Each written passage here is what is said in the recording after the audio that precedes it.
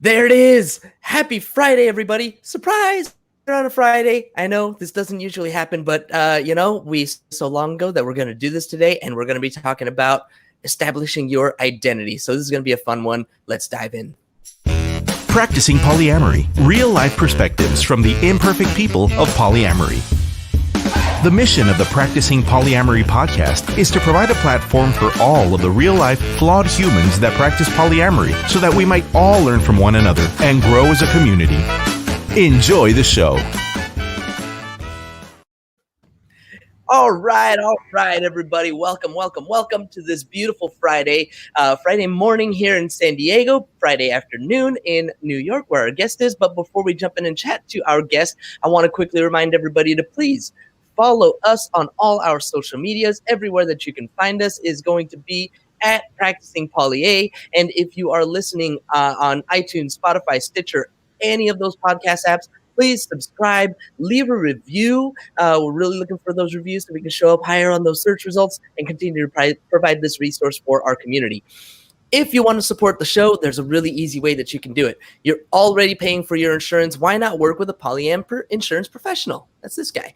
Send me a DM on your favorite social media at Practicing Polya. Ask me about your malpractice or errors and omissions insurance. Would love to help you out. And as always, I want to remind all of you, if you are listening to this podcast, you are a welcome guest to be on the show. If you are actively polyamorous, or a professional serving the polyamorous community, I want to hear your story. If you are disabled, BIPOC, pan, bi, demi, gay, straight, sex worker, kinkster, queer, lesbian, trans, NB, arrow, ace, whatever it is, we want to hear your story. The more stories we hear, the more the world learns about us, the more representation we have, the better we can serve our community. So go to practicingpolyamory.com, sign up today. All right, that's my spiel. And now, ladies and gentlemen, best part of the show, let's introduce our guest. Our guest today has been a member and a mentor in New York City's BDSM and LGBTQ community well over a decade, and they provide affirming psychotherapy for individuals, couples, multi-partner relationships, plus poly and leather families. They are a renowned expert in alternative sexualities, and they've written scores of published articles and studies for the biggest names in media, including New York Post, GQ Magazine, Daily Beast, CNN Health, Playboy, Men's Health, Vice, and Newsweek.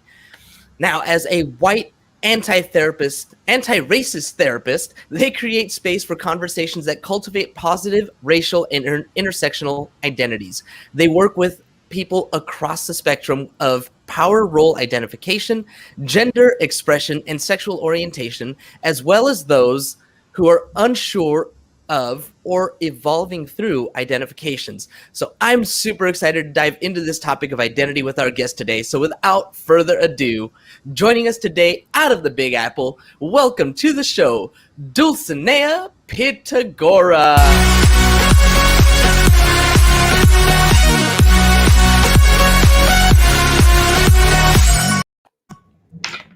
Throw you off a little bit with that music? I told you we're here to have a good time. Amazing. Thank you. Thanks so much for having me and for having me on Friday. Thank you. Thank you for joining me. You know, it's your time that's valuable. I appreciate you making some time for the show, for us, for me, for the community. Tell me first, Dr. Dulcinea, a little bit about yourself, kind of where you come from, where you've come up, and a little bit about your polyam journey and what got you where you are today. Just your history. Just everything. Yeah, just, right. Tell me your whole life story in 2 minutes. Oh, wow. Okay, don't go that far back. Just, I mean, so I'm a therapist and a kink therapist. I practice in New York City, as you already mentioned, all of that stuff. I've been here, let's see, it's going to be 18 years maybe that I've been in New York City. And I'm an out part of all of these different communities that you mentioned, which is kind of unusual for a therapist. I have some colleagues. I have one colleague, I think, that is, as out as I am about being, about different identities, being kinky, being queer, being in the trans gender nonconforming identity. But most therapists are pretty sort of they don't disclose a lot, and for their own reasons, and that's fine. But I've made a choice to be a little bit more out and open because I want to model that for my communities, and I also want people to know that they can. I'm easier to find that way too. Sometimes people are like, "Oh, I came to you specifically because of that." So that's what I've been working on during my transition to a therapist. I used to be a sex worker, and so I'm also out as that former sex worker. So when I transitioned that career, I just made a decision to be out about everything within reason. I don't get in too much detail about my personal life in the public, but I am out about my, and because really it's a matter of consent for me in terms of like, I don't like to speak on other people's behalf. I do have multiple partners, multiple long-term partners. I practice non-hierarchical poly. Not that you asked, but that might have been a thing. I don't even actually remember all the things you asked. You asked many things. Okay. That's okay. I'm just saying whatever, some things that come to mind. So that's perfect. You're in my office on Casual Friday. You can see I usually wear. I like to wear a tie when I'm in my office, but today it's Casual Friday. So. Casual Friday. We're here on a Friday. We're just going to have a good time and chit chat a little bit. Don't worry too much about it. When you're talking about being out as all of these different things, I imagine as a professional, as a therapist, there's going to be stigma. There's a lot of things that are attached to these different identities that whether we are therapists or attorneys or doctors or business owners, all of these different professions can carry a sort of stigma, so to speak, that, certain people will see this about us and be like, that's not the type of person that I want to work with, or worse, it can actually cause people to lose their jobs. There aren't, for the polyam aspect of it, there aren't legal protections. There are for other parts of the identity, and I guess that's kind of where the conversation is going. Is where you are an expert about identities. Is that right? Yeah, identities, relationships, sexuality, gender. Yeah. Yeah. Tell me a little bit about the work, the research that you've done within that identity, because that's definitely something I think that people struggle with a lot when it comes to even coming out. Let me rephrase, even announcing publicly that they are polyamorous. I had this conversation with people online. Some are not appreciative of people using the term coming out for polyamory. And so, I can respect that. Anyway, so announcing publicly that we are polyamorous, that's one part of our identity. And of course, transitioning if you are transgender and, or gender nonconforming, queer, all of these different things are all different parts of identities. And it sounds like from what I've gathered from just a little bit of research that I did, that is kind of your passion. Can you tell me more about why that's your passion project, why that is, or what it is about that you want to speak to the community about? Sure. Well, I think one of the biggest issues that people will bring up when they're coming into my office is concern about being treated poorly or being judged for who they are. And also, we're all socialized to believe like there's a correct way to be in relationships with identity. And those are really constraining.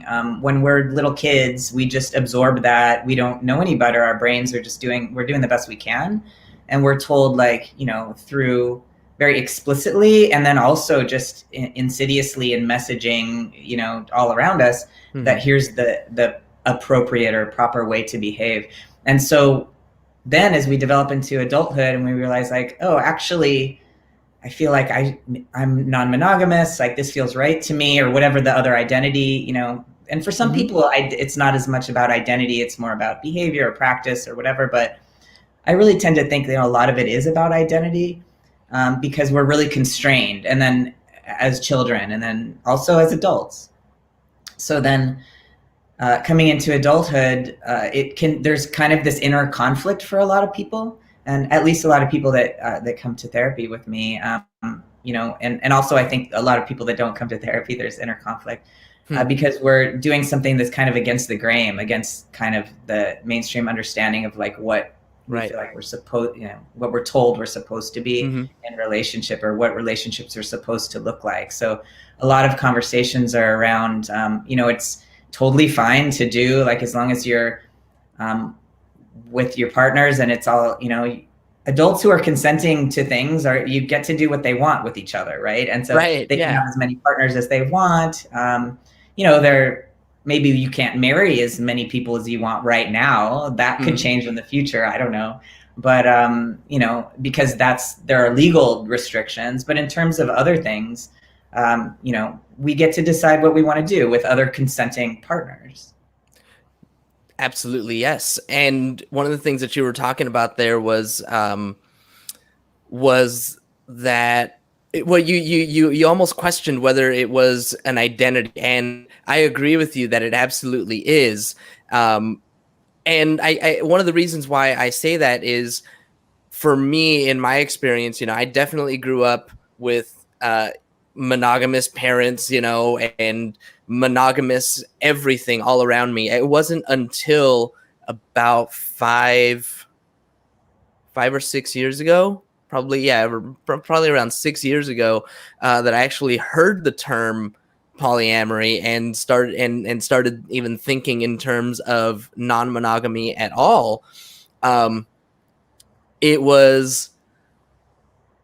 put me in a position where, if I was going to follow this path, it was and is now part of my identity.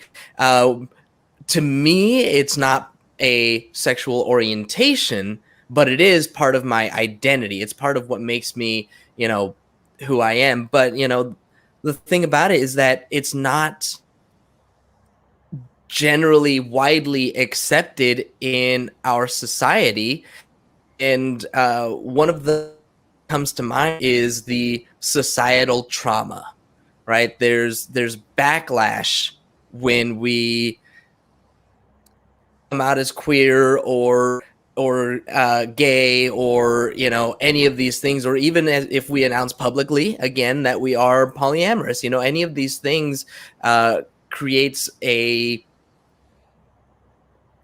sense of reaction, a reaction from the people around us, and we have to internalize these reactions and learn how to deal with them. I'm sure that it's very case specific to the person, but what are some things that you teach, or maybe some things that you did in your own personal life that helped you to come to terms with these different parts of your identity? Yeah. I think in terms of identity, and when I say that, when I kind of use the term identity flexibly, or say like, maybe it is, maybe it isn't, it's my tendency to agree with whoever is saying it's their identity or it's not. Like, I'm not going to tell somebody who says to me, it's not actually my identity, it's this behavior, or this whatever, it's a thing I'm doing. I'm not going to argue with them, because people self-identify, and it's not on, like, it would be inappropriate for me to say, like, no, let me tell you what your identity is. Like, that's not how identity works, right? So we decide our own. That's not how it works. That's not how any of this works. Exactly. And so, and so that is why, but I agree. Like, for me, it is part of my identity.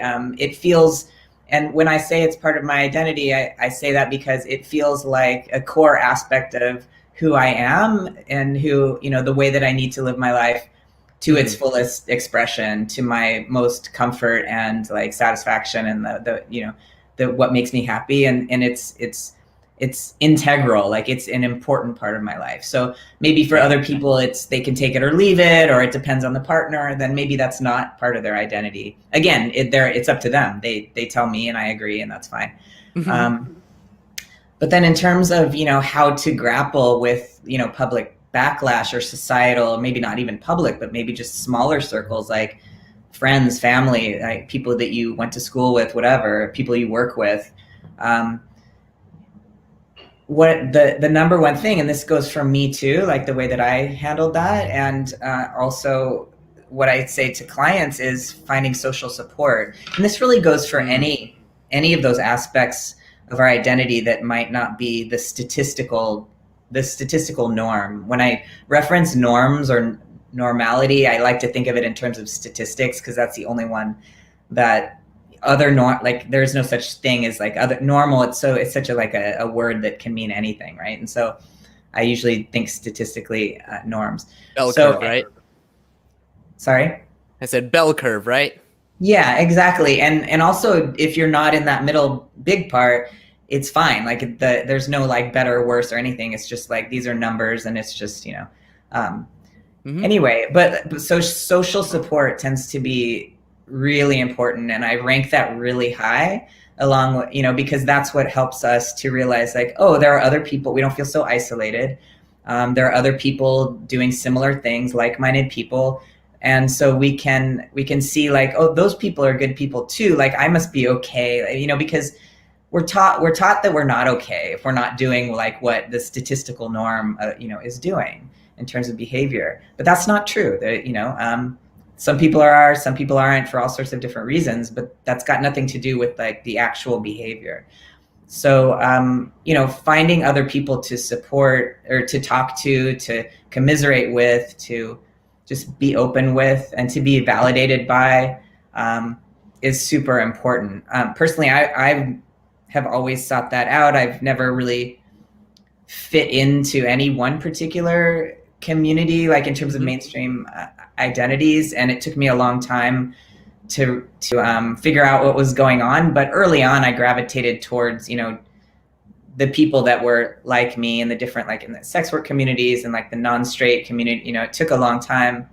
And even like you said, like you found language only in the last few years, or like 5-6 years ago, for what probably was with you the whole time. But we only know when we find out that language, when we find community, basically. Like then we can like think about, oh wow, yeah, that resonates with me. And then we can learn more about ourselves and how to get support, how to give support. So that's what can make a really huge difference. Definitely. When you talk about the community and the language, there's this battle that I keep thinking of.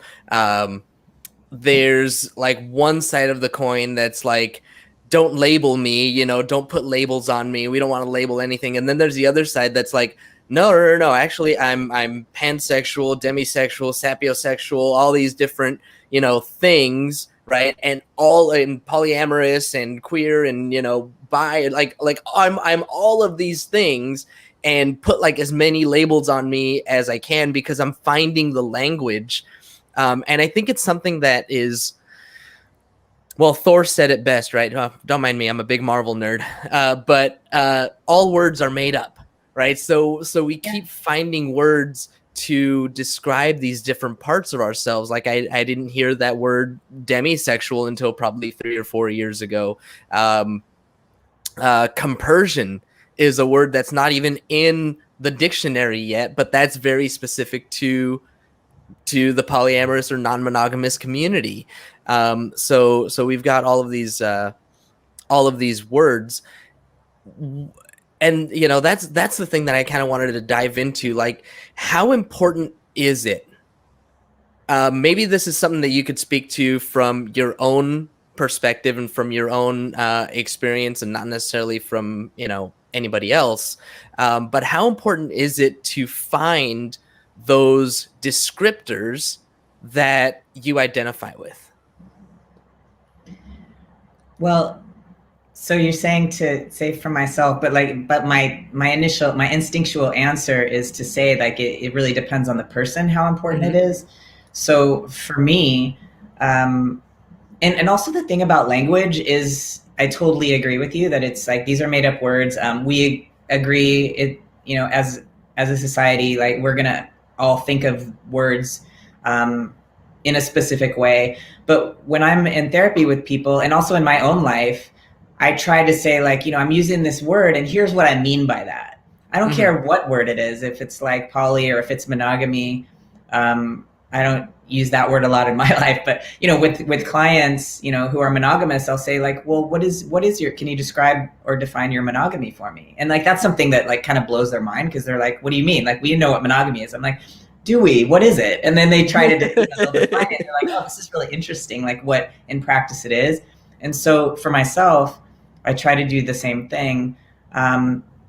I feel like labels or descriptors or identities and that with specific language for that are really most useful in thinking through who we are to ourselves, but really in communicating with other people so that we can find like-minded people. But even if we're meeting up with or meeting people that are using the same language, have the same identities, I think it's really important to describe what you mean by that to people that you're getting to know, especially new people or people you've known for a long time, because the same word can mean just a vastly different thing to a different person. So I think it's really important to get into the nitty gritty of, the nuance of what language and labels can mean to you. I don't know if you asked me to say something specifically about myself, and I don't know if I did. No, I think you did. I think you did it. And you're absolutely right also that it really does depend on the person. Pronouns is another thing. Like before the show, you made sure to add your pronouns because that's something that is important to you. I haven't done that to mine, but the fact that you did it to yours, I'm over here thinking, oh shoot, I should do that, because it's something that a lot of people that are allies, if we want to consider ourselves allies, I see that happening more and more and more, whether it's on our social media profiles or, something like this where I should have, my pronouns listed there so that other people will feel comfortable. It's the default, right? Is you see a person and you just like, that's a he, that's a she, right? And people don't necessarily think of anything else, but these are things that are definitely becoming more and more important in our society. You have been, I don't know, you've been fighting that battle, I should say. That's the best way that I can describe it for a long time. Can you tell me a little bit about your experience, like when you started compared to where that space is now, just the acceptability, like when you first came out, in other words, was it, or when you first told people, hey, my pronouns are they, them, was it a struggle to get them to accept that? And now has that changed? Oh, in terms of pronouns, no, I mean, I turned 50 last year, which is, very, very pleased with myself about. But never would have guessed. Yeah, that's why I like to say it. But like, I only say that because I have learned through over decades how to surround myself with people that I feel really good around and that I feel supported by. And so I started using they, them pronouns only a few years ago. Before that, I was using feminine pronouns. I'm assigned female at birth, and so or AFAB as sometimes people say, but not everybody says that. And so I used to use feminine pronouns and also neutral pronouns. I've been gender fluid for a very long time, but only have kind of really honestly since retiring from sex work several years ago, started defeminizing myself because it was an option. And before I didn't feel like it was an option because I wanted to be a successful sex worker. So I leaned into like the hyper feminine drag, which was fun, but it was a thing I was doing on purpose. And so now I don't have to do that. So I can do whatever I want with myself. So I'm doing like whatever body mods I feel like.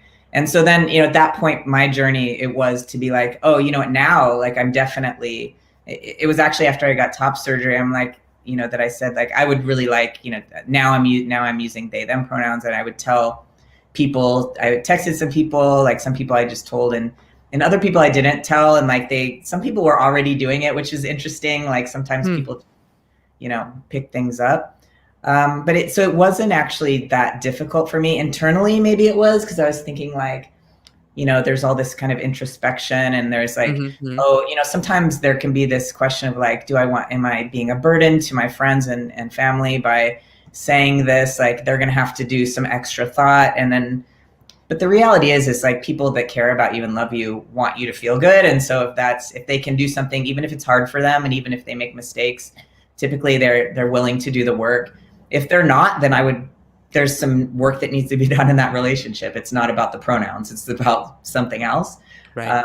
But yeah, in terms of, being open about my various identities, I am typically surrounded by the people in my communities already. And so it's just like not even a thing, really.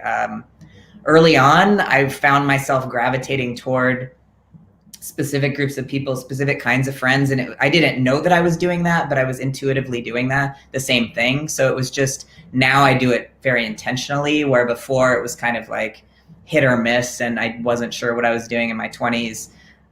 But not, and not to say like in your 20s, you can't know what you're doing. Like personally, my 20s were really challenging. And so other people, especially with internet communities these days that I didn't really have in my 20s.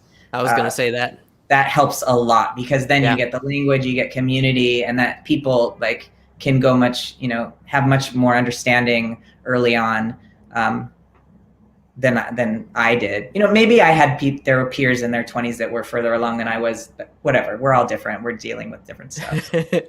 we are, and we're also living now in the information age. Like you said, we have access to the internet. We have the ability to find community, and we don't have to physically go out to find that community. We can be sitting right here where we are, or carrying this bad boy around with us, and it's in our ears, it's in our faces, it's everywhere that we're looking, that we're able to find whatever it is that we're looking for. Whether we're looking for support, or looking for the community, or all these different things, whatever it is that we want to find, we can find it. And that's definitely a huge difference. So lucky Gen Z, right? Yeah. I mean, it's absolutely true. I mean, and overall, I think it's important to vocalize that not everybody has access. Like, not everybody has a electronic device, or even internet necessarily. So there's still a lot of people that I feel like, very true, that just don't have access, unfortunately, that probably would help them a lot. So that makes it harder. But overall, statistically, again, I would say that, majority of people do. And it's been really helpful for people getting support. No, you're absolutely right. And again, that's one of those, oh, shoot, check my privilege. Yep. It's so easy to do that, but it's a good thing to think about. Definitely. But there's a few minutes left here. I want to kind of ask you about anything that I might have missed, basically. We've been having some pretty good conversation here, and I want to give you the floor to kind of talk about something that maybe is on your heart, talking about, on the subject that we've been on today. Maybe anything that I just forgot to ask, didn't ask, you wish asked, and just anything that you'd want to leave for the community.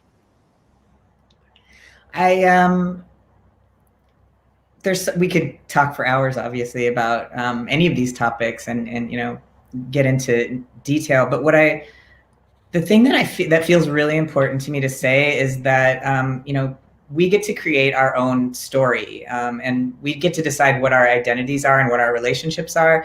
And so when I'm working with people that are discovering their identity, sometimes people want reading and they want my input, or they want education, and I of course will provide what I can. Excuse me.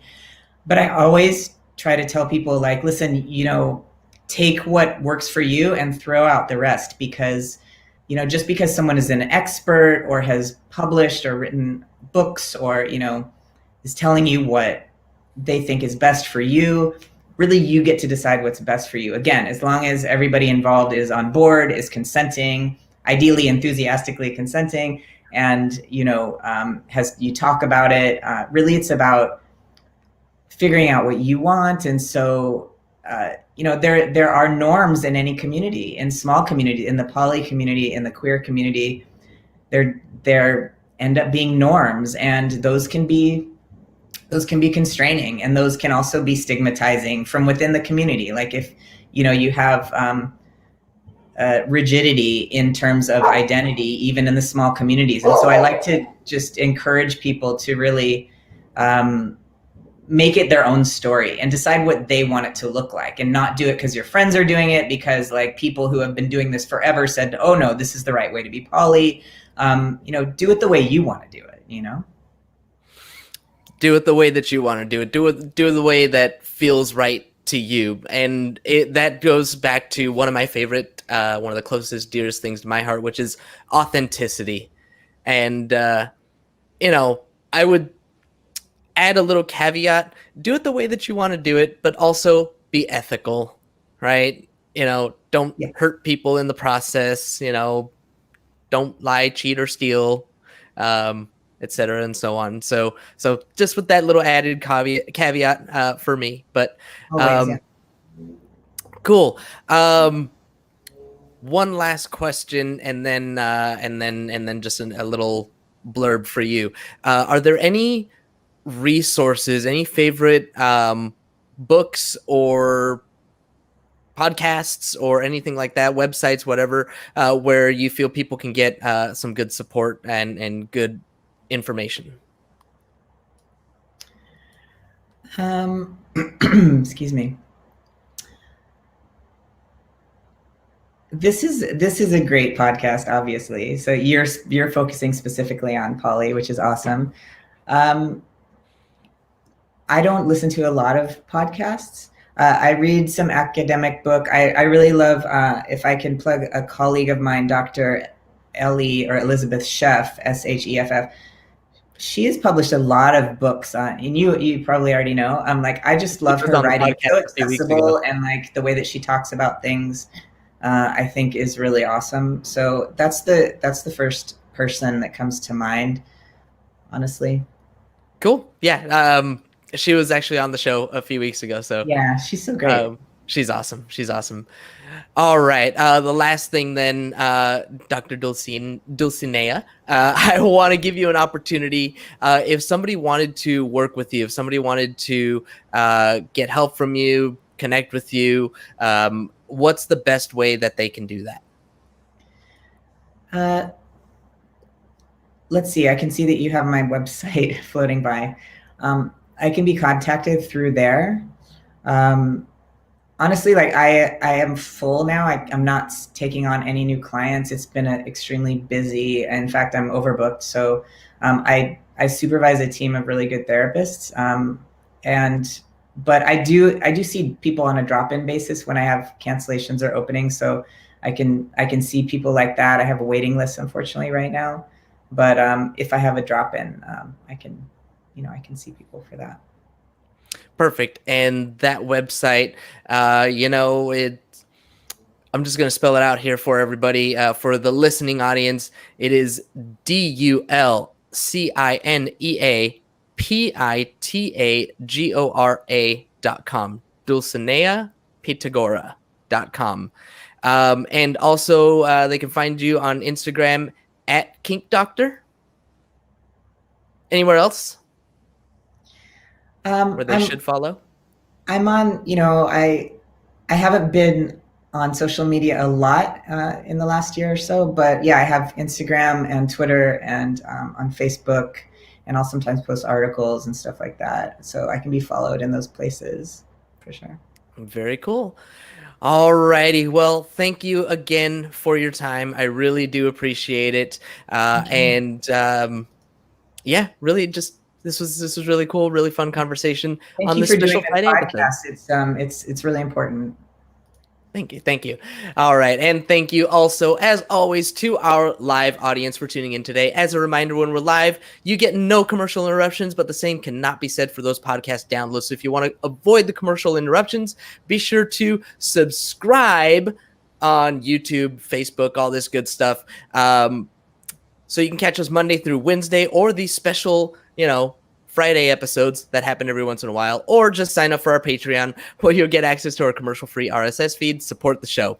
Don't forget to subscribe on YouTube, wherever it is that you download your podcast. And if you haven't already, please leave us a review. We really, really appreciate it. Thank you again, Dr. Dulcinea. Thank you. Thanks so much. All right. And for everybody else, have a great Friday. Have a nice day. Thank you for tuning in to the Practicing Polyamory podcast. Would you or someone in your polycule like to be a guest? Sign up at practicingpolyamory.com and join the conversation. Please support us by subscribing, liking, and following us on social media at Practicing Polya by clicking any of the affiliate links on our website or by subscribing at patreon.com/practicing